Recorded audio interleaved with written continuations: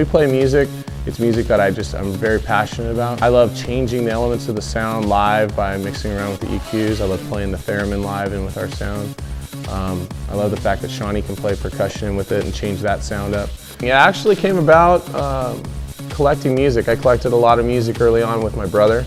He had this old Super 8 videotape of us as little kids. My dad would take video of my brother, doing stuff with his audio equipment, and then he popped on some headphones on me and explained what the music was doing, and they captured some of that stuff and made some still pictures out of it. But it really kind of started off just by collecting music and putting together collections from my brother's collections, and then getting into high school I had so much music, and I remember the cheerleading squad was asking for me to put together some of that music, because I used to put together tapes for girlfriends and friends and people, and it was kind of like, instead of me writing someone a letter, I'd make them a tape.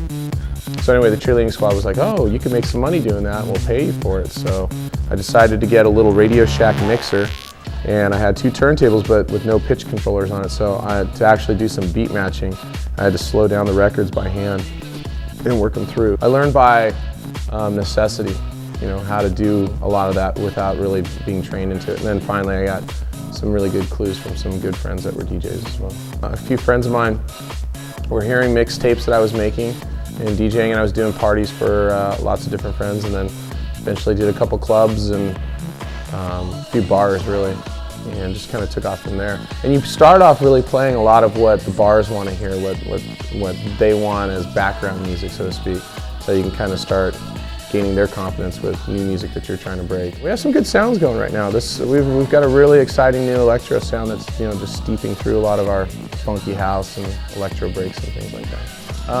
Are we unique? I think I'm the only DJ I know that works with a theremin.